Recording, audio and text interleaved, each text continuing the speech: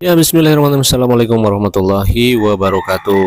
Ya, hal yang paling dibenci ibu-ibu adalah saat menggunakan kompor gas, yaitu apinya ketika berwarna merah seperti ini ya teman-teman. Jadi Bapak Ibu sekalian gak usah panik kalau di rumahnya kompornya merah seperti ini, langsung kalian bisa bongkar sendiri. Yang penting lihat tutorialnya ini lengkap ya sampai habis. Oke, ini yang saya kerjakan adalah Rinnai RI712 BGX, dimana apinya tadi seperti kayu bakar ya, merah sekali dan sangat merah. Nah, permasalahan api merah ini ada beberapa faktor.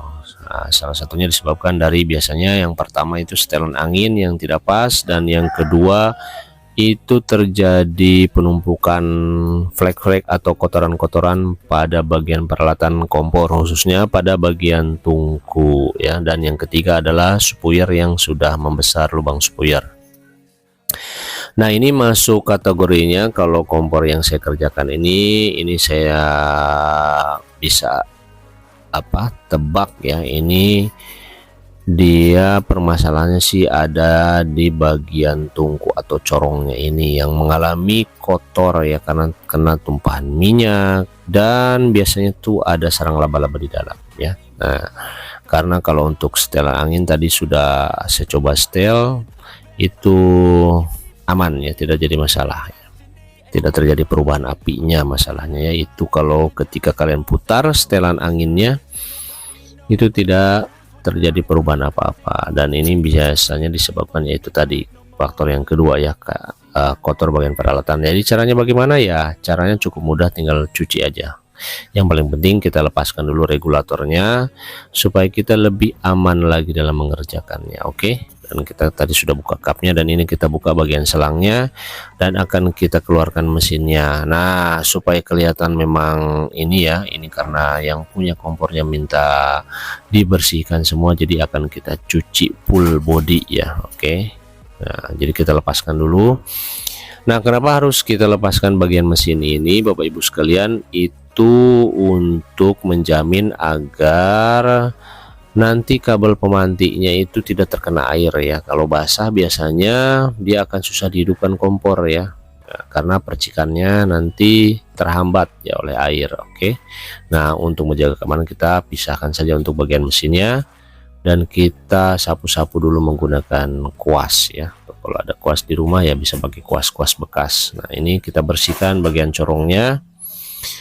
Dan kalau Bapak Ibu di rumah juga ada sikat gigi yang bekas, itu bisa digunakan ya untuk membersihkan. Oke, jadi seperti itu saja, sebenarnya sangat mudah ya. Ini mohon maaf ya, videonya tuh agak ini ya, mungkin kurang nyaman ya, karena ini yang memvideokan anak saya masih umur 9 tahun ya, karena saya repot kalau pegang kamera tuh nggak bisa ya ngerjakan begini.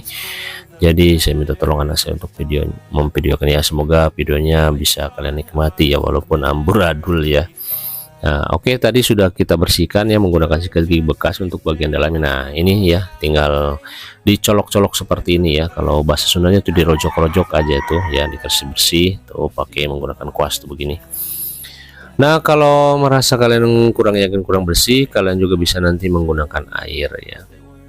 Ini sih hanya membuang untuk ininya ya, kotoran-kotoran yang keringnya. Oke, nah ini juga yang harus diperhatikan untuk menjaga keamanan. Untuk bagian lantainya juga harus kita bersihkan, karena kenapa nih, serbuk-serbuk ini biasanya sih sudah mengandung minyak, jadi kalau kena api itu bisa menyala dan bisa memicu namanya kebakaran ya. Jadi harus mesti kita bersihkan ini bekas-bekas bumbu masak ini ya, entah bumbu rendang, bumbu opor tuh sudah nyampur di sini dan sudah mengandung garam. Oke, kita siram-siram dulu untuk bagian bodinya seperti ini teman-teman ya, kita gosok-gosok aja. Nah, untuk bagian ini yang menggunakan cat hitam ini, kalian gosoknya tuh bisa menggunakan yang spons kain halus saja ya, jangan menggunakan spons kawat karena biasanya catnya terkelupas. Oke, nah ini tetakannya juga kita cuci, kita siram-siram dan kita keringkan sebentar.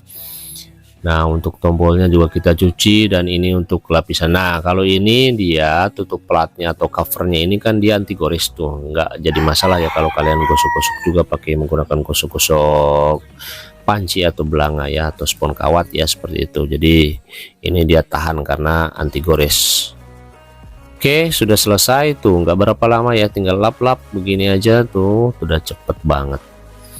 Oke ya, karena ini memang ya videonya juga dipotong-potong ya. Kalau kalian nungguin sini sebenarnya sejam lebih itu kalau mau saya upload full ya. Ini jadi kita ambil yang bagian-bagian yang pentingnya aja. Yang penting Bapak Ibu semua bisa paham dan bisa dilakukan di rumah. Yang penting ya kalau ikuti tutorial ini insya Allah ya, bisa membersihkan kompor sendiri. Jadi kalau cuman hanya penyakitnya kayak merah itu ya bisa kita atasi sendiri ya, kecuali mungkin kalau ada penyakit yang lain kayak susah menyala ya lain lagi. Tapi selama kalian ikuti tutorial video-video aku yang di YouTube ini lengkap kok, semuanya juga ada ya, tinggal kalian cek aja nanti videonya, mau yang susah menyala sudah ini ya. Sekarang sudah normal ya, kelihatan apinya tuh sudah kembali ke posisi yang seperti yang diharapkan ya, jadi biru seperti itu, tidak merah kayak tadi macam kayu bakar.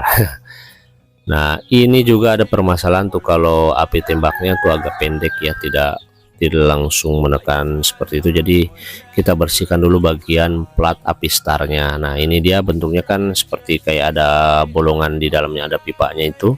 Nah itu bisa kita rojok lagi ya, rojok lagi, colok-colok untuk dibersihkan. Oke, kita pasangkan kembali dan kita tes sekarang.